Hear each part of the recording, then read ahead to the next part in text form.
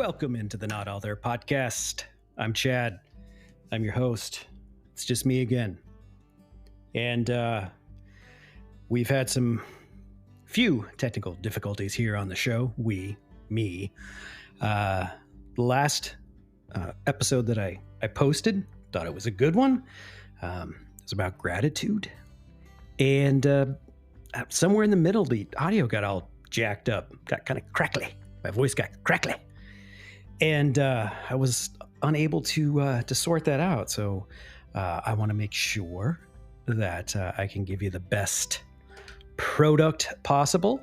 And if that means I have to, hear myself talk for another half an hour, I can do that. I don't mind doing that. I'm grateful to do that. Absolutely. I occasionally make notes. I like to jot things down. I guess that's what notes would be: thoughts, ideas, plans, notes, lists. And I don't know if I'm going to use them or not, but you can hear them. There they are. All right. So here we are. Part 2 of my gratitude. I'm just kidding. Some of the stuff I'm going to talk about, I talked about before. I don't need to preface it. When I first started my sober journey, I spent a lot of time at meetings and basements.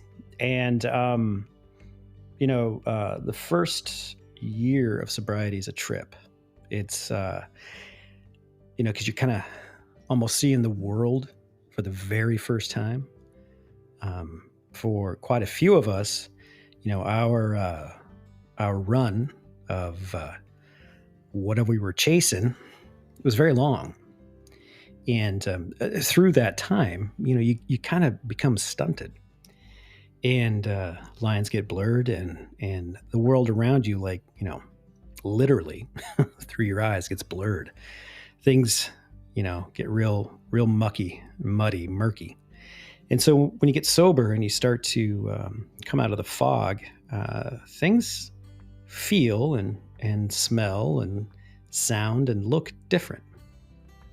And it's very unsettling because you're scared, a lot of fear there. You don't really know what to do. You got to find some people. I bring that up a lot. You got to find your people. And it's pretty easy to do, honestly. You just have to go. You have to look for them, but you'll find them. And you'll find them a lot sooner than you think if you go looking for them. But back to my point, a lot of meetings, I would hear people say, hey, I'm a grateful recovering alcoholic. I'm not grateful for what, man? I mean, I'm a fucking mess. I'm an asshole. I'm scared. I don't like myself. I'm just, I'm a wreck. And I'm grateful for this? The fuck are you talking about, hippie bastard? Well, fast forward several years, and I understand what they mean. And for me, with that statement, grateful, recovering alcoholic,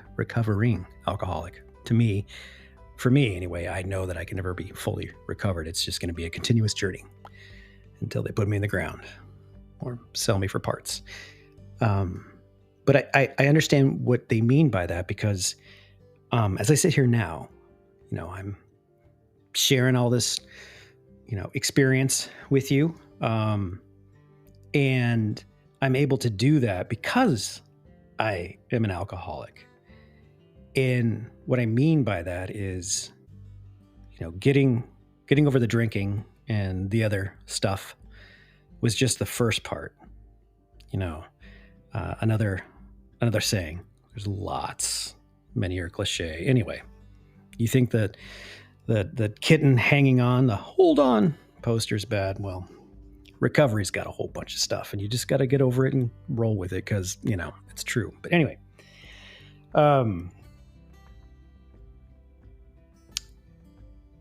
yes, I lost myself for a second. Jesus. Oh, was that a good pause? That was there for you to think. But I'm here in oh yes, right. The saying was that the alcohol is just a symptom of the large problem. The alcohol isn't the issue.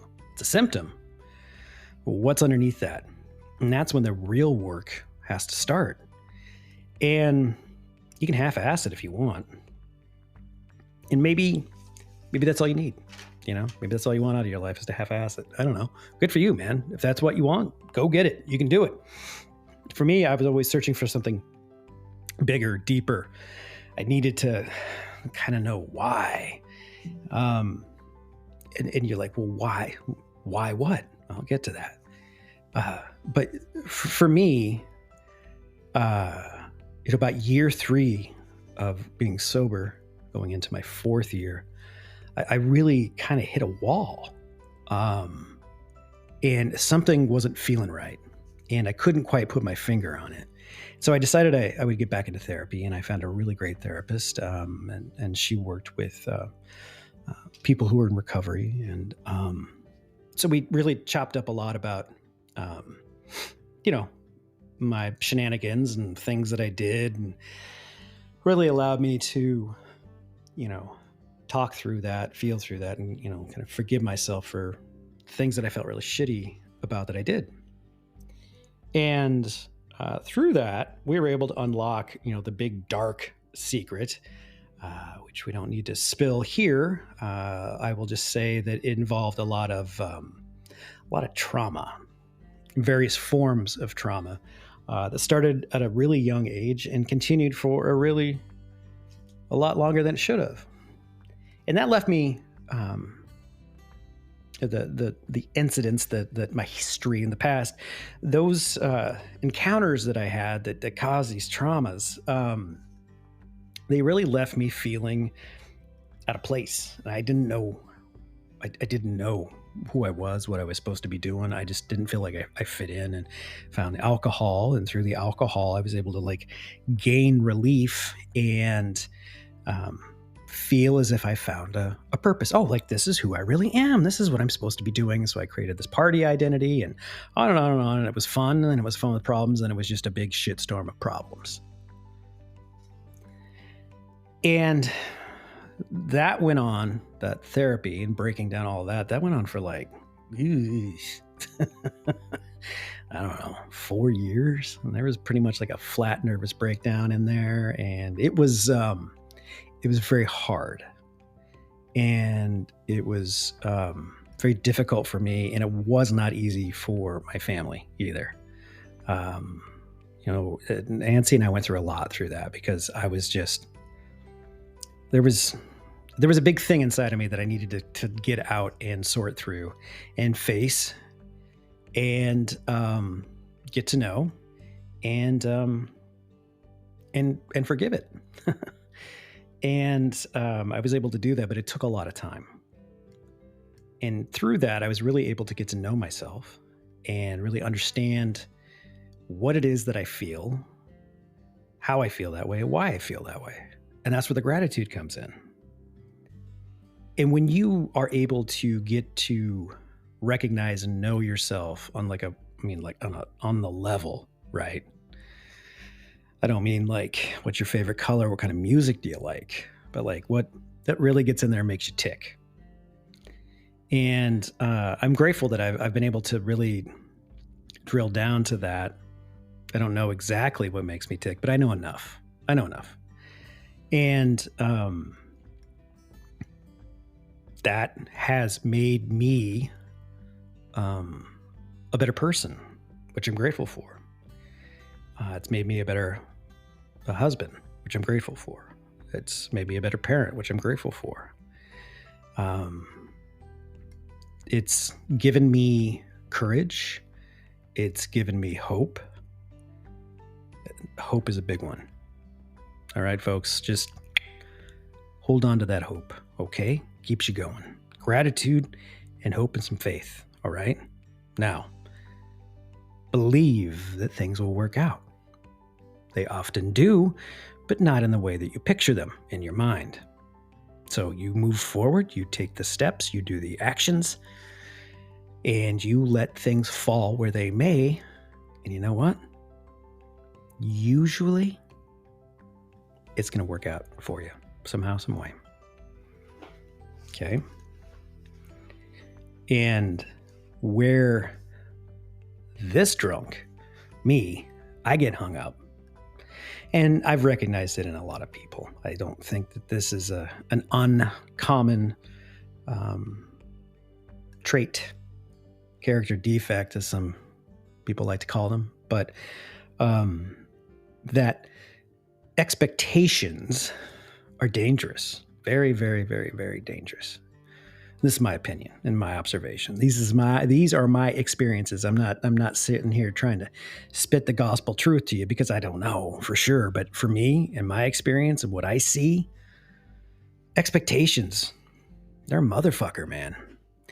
And what I mean by that is that you set an expectation, let's say, on a person, okay, whoever that person might be, colleague, friend, somebody you're romantically involved with, a kid of yours, whatever. You set this expectation on them in your mind that in order for them to fit in the space in your mind that you need them to and want them to, they are going to have to meet your expectations. And when they don't, you get resentful. And when you get resentful, if you're anything like me, you turn into just a giant walking, talking asshole. Just a big old baby.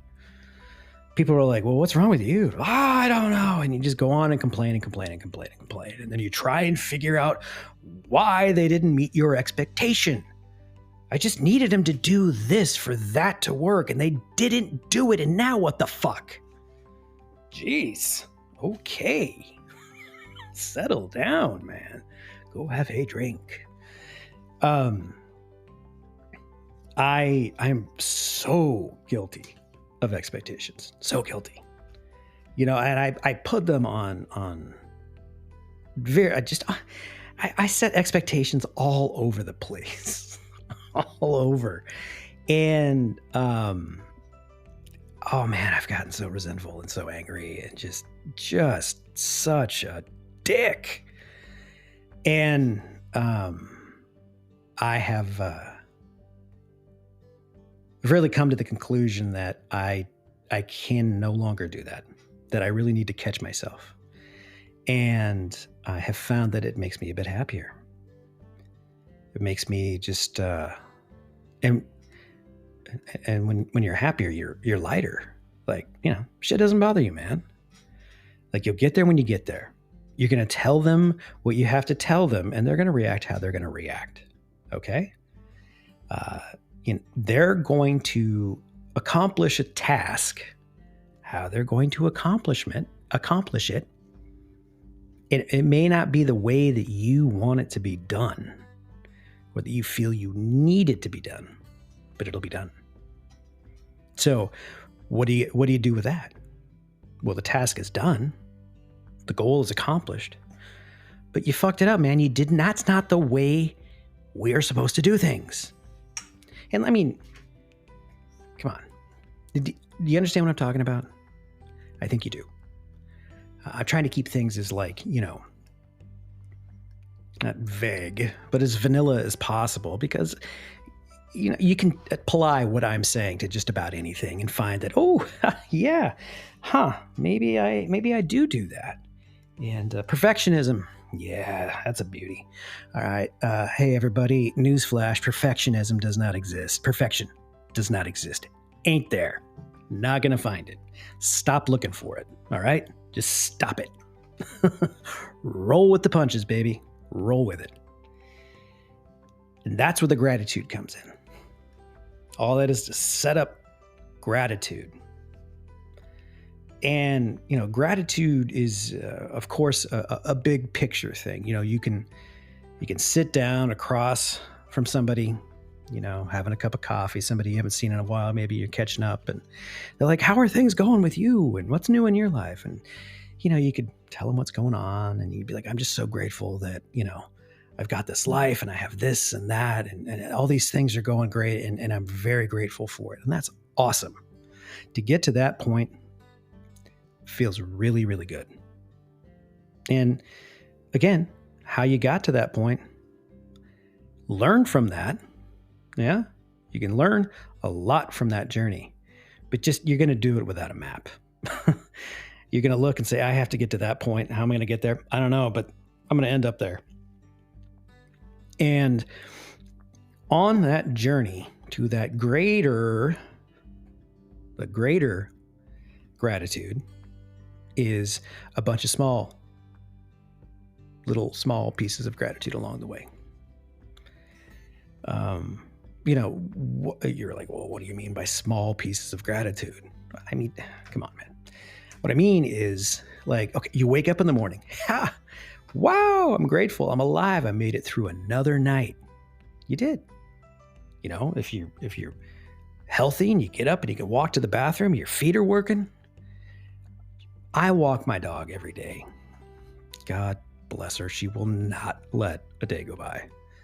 And when I'm out there, sometimes it's like, I got to take the goddamn dog for a walk. Because if we don't do it by certain times, she's just, I love her. But whew. I want to talk about expectations. Jesus. But when I'm outside with her, I just look around, man. Find something to be grateful for. Anything. Like, oh, God, Jesus, that was a cool car. I'm grateful I actually got to see one of those in the real world. I like birds. I grew up, studying birds. Spent a lot of time alone as a child, so I figured I might as well know about birds. So when I see birds, I'm grateful that I saw the birds. I got to hear the birds. I'm grateful for the flowers that I smell on my walk. I'm grateful that I'm out on my walk. I'm grateful that I can breathe the fresh air. I'm grateful that, hey, shit, man, it's not like freezing cold here today. When it was, 4 below with a wind chill of negative 28 a couple of weeks ago, and I was out walking the dog, I was grateful that when I'm done with this, I'm going to be in a warm house. And as cold as I am, I'm grateful that I got all these layers on.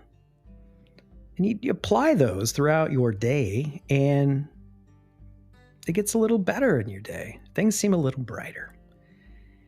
And, when that person, says that I'm a grateful recovering alcoholic, maybe you'll understand a little more what they mean by that.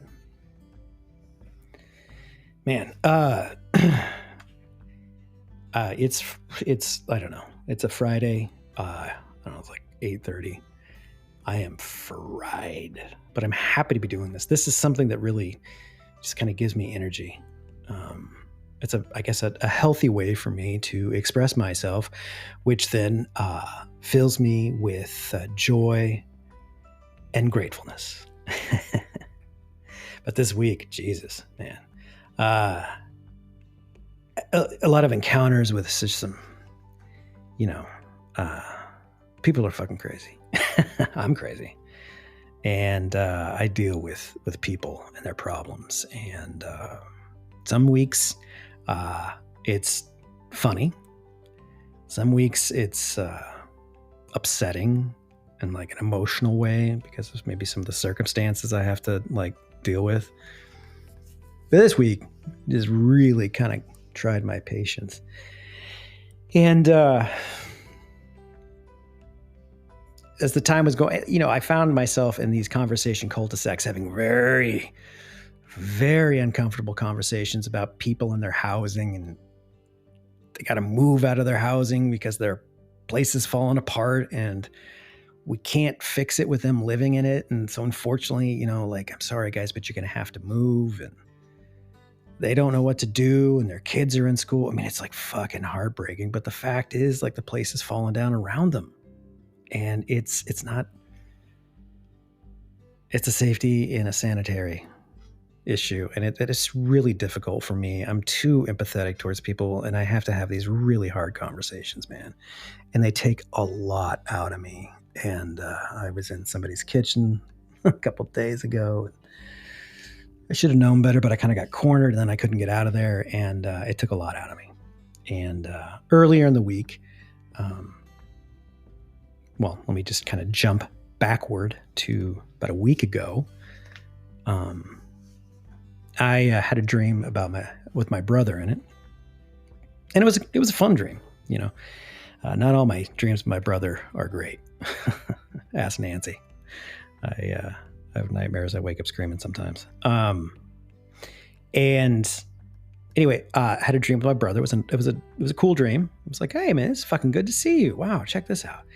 And since then, a few days after that dream, he was on my mind. And I asked my mom. She knows our relationship. My brother and I have a very complicated and difficult relationship, and we haven't talked in, I don't know, going on 5 years, I guess.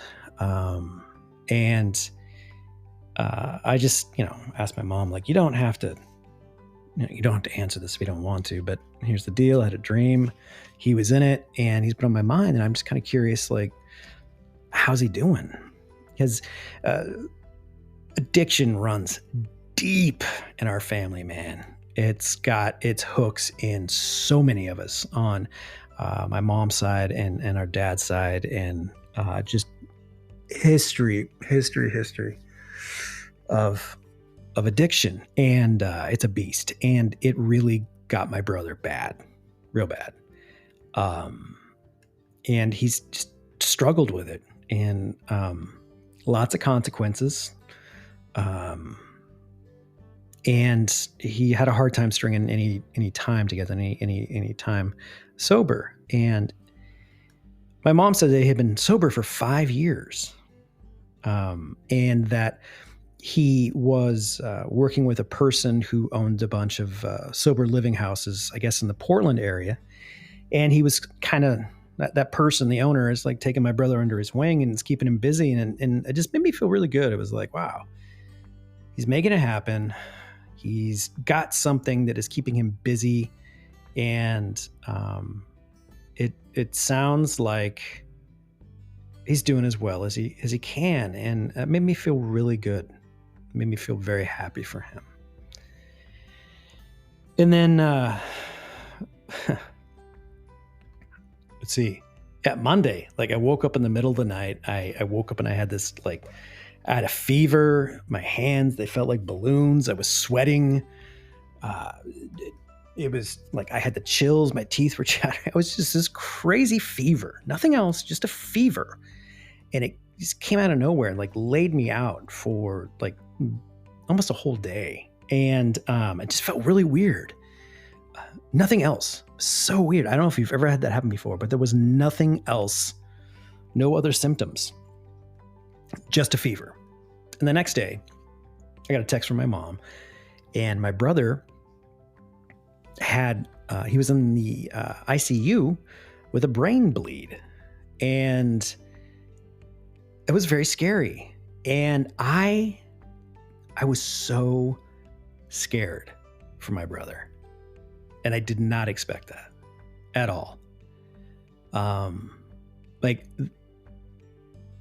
Brain bleed, ICU, fell and hit his head. And, that's scary.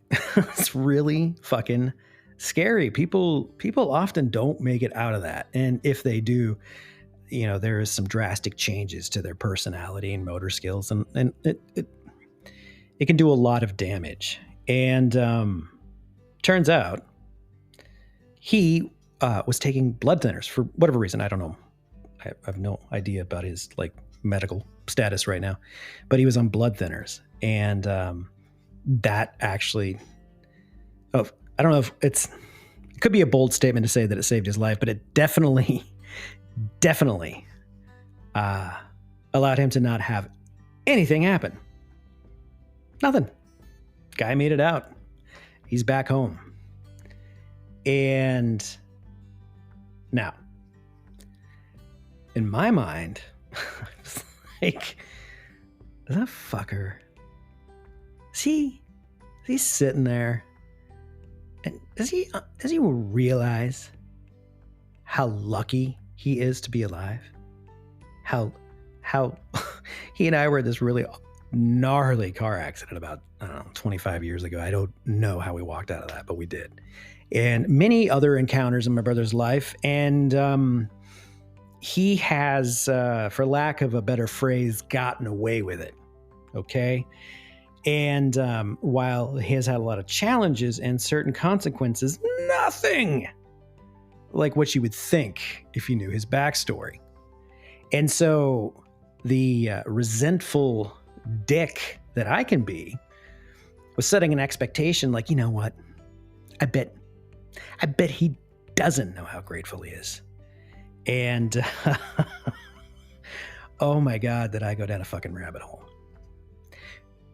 Yet I was able to stop and catch myself and shake myself and be like, dude, really? I mean, come on. Who cares if he is or isn't?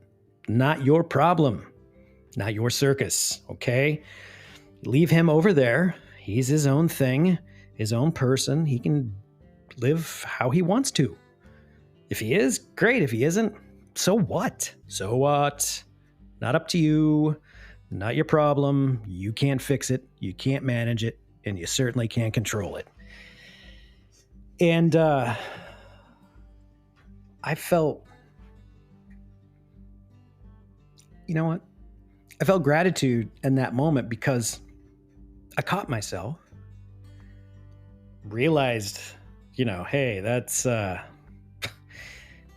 just lay off of that. That's kind of silly thinking, man. And I didn't treat myself shitty about it either.